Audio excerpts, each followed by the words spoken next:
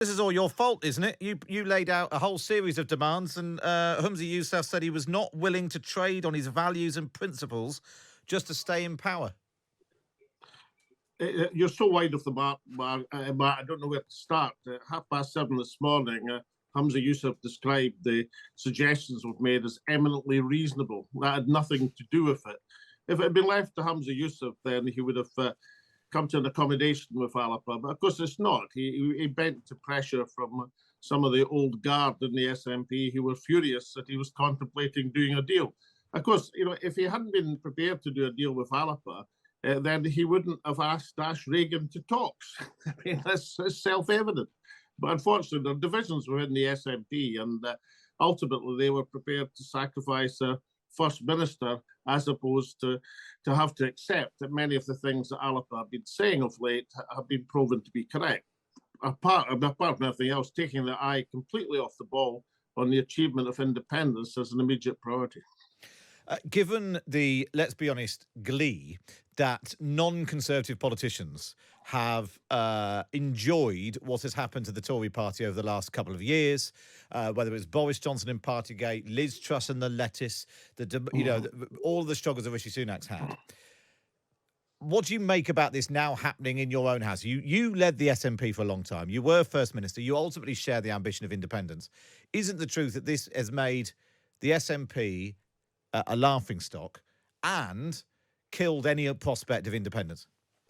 Well, it's certainly not killed the prospect of independence. I mean, one of the remarkable things, of course, is the SNP, unfortunately, has descended into misgovernment over the last 2 or 3 years. It's not Humza Yousaf's. It didn't start with Humza Yousaf. I mean, it's been going on for several years now. I mean, in a way, he inherited the poison chalice, of course, one of the key problems he had.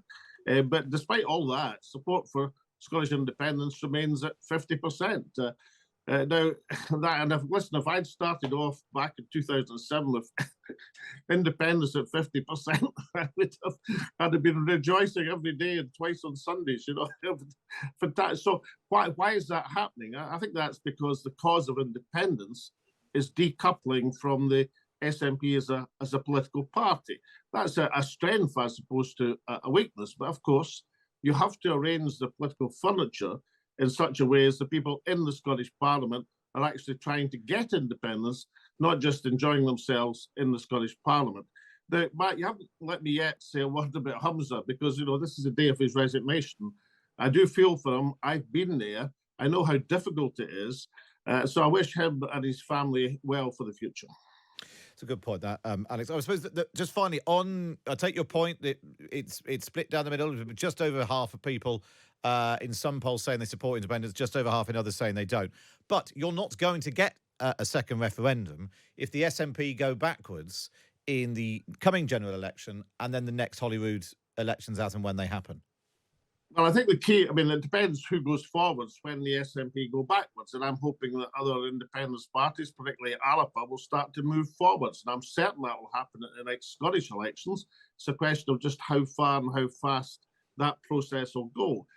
So, independence doesn't just depend on the SNP. It depends on people voting for independence parties and hopefully independent parties who mean what they say on the tin. People say, what's going to be the result of all of this? Well, 2 things I'd put to you is this. One is that the Green Party are going to suffer very badly because what they showed over the last few days, that they were prepared to vote for a unionist Tory motion of no confidence in a nationalist First Minister to unseat an independent supporting administration. Now, people didn't vote for the Greens on the second vote in the Scottish Parliament to allow them to do that. They're going to pay a price for that. And secondly, of course, there won't be a new Green Deal. Unless the Greens are successful in dictating exactly who is the next leader of the SNP, which I don't think SNP members will accept. But whoever comes in, I doubt very much if they'll go back into arrangement with the Greens. They'll try to govern as a minority government. And of course, that means that the political arithmetic that Humza Yousaf has been facing over the last few days will remain exactly the same. And Ash Reagan's role in the Scottish Parliament, albeit she's a single Alapa MSP, is going to be extraordinarily powerful because every time there's a vital vote, whoever's the next First Minister will be beating a path to Ash Reagan's door. Absolutely, because the math is very close. Alex Salmond, appreciate your time today. Former First Minister Alex Salmond there joining us on Times Radio, reacting to the news that Humza Yousaf has resigned as leader of the SNP. He says he'll remain as First Minister while his replacement is found. No word yet on anyone who might throw their hat into the ring, although John Swinney, the former Deputy First Minister to Nicola Sturgeon, has been widely talked about as a possible caretaker leader. Humza Yousaf there tearing up at the end as he confirms he is quitting as First Minister of Scotland after just 389 days in the job. He even talked at one point about saying it'd be nice if everyone could be First Minister for a day. Well, maybe that's going to be the policy as they go forward. He said he was not willing to compromise on his principles in order to stay in power. A reference, I think, to some of the demands of other parties, including Alba, in terms of trying to get support for those confidence votes.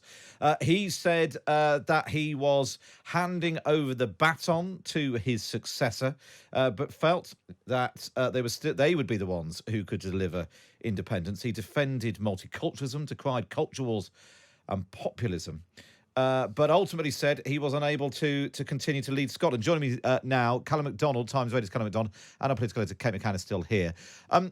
Callum, an admission in a way that his gamble last week just hadn't paid off. He pulled the plug on the Butte House agreement with the Green Party. Lots of people outside his closest teams. And what did he expect to happen?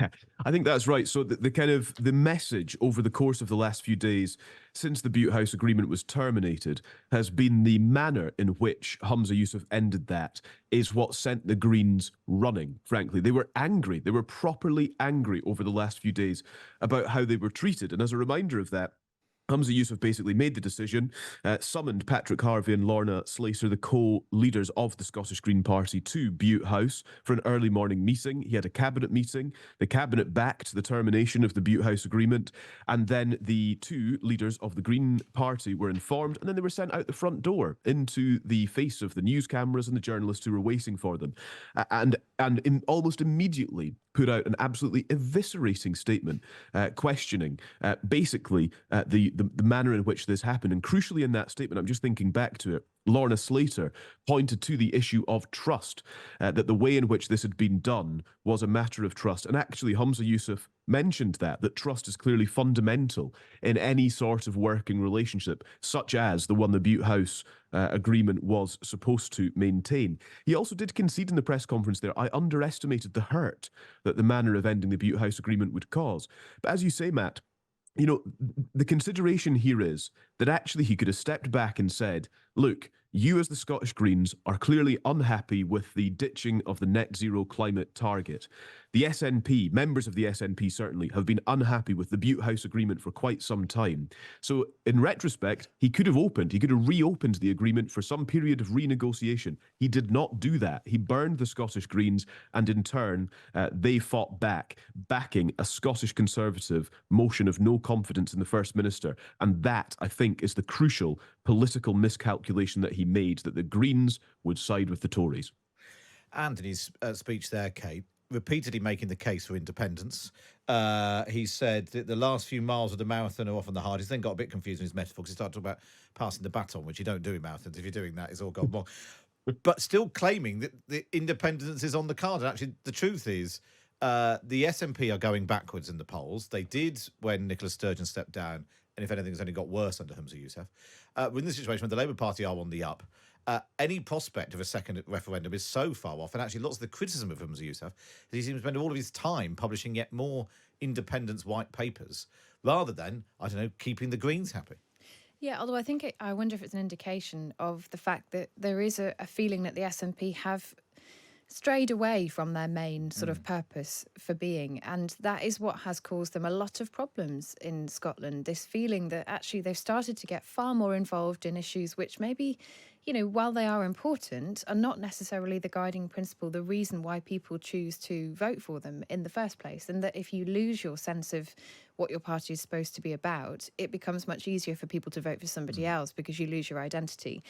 It's worth just saying that what Humza Yousaf has done, he has formally stepped down as the leader of the SNP, but he will remain as First Minister. And that is really important now because he could have decided to resign from both of those positions today. He hasn't done that. If he had, they would have triggered a 28-day period to find a new leader, new First Minister. What he has actually said that he wants to do is to stay in place until they can find somebody to replace him. And I think that the way that the SNP does that, or the way that that process works, is quite complicated. It will mean there will be a period of flux within the party, within politics in Scotland, and also a question about whether or not he's going to be allowed to do that, to stay on, in that role as First Minister until they can find a replacement. There have been some discussions today about John Swinney, who, of course, is in Westminster actually for an event today and has been asked about his next steps. I think we are expecting to hear from him at some point today. He was waiting for this press conference to be over until we got to that point. But, it's a really difficult time for the party, a very difficult time in terms of the politics in Scotland, actually. And as you say, things have not necessarily been going well up there for quite some time.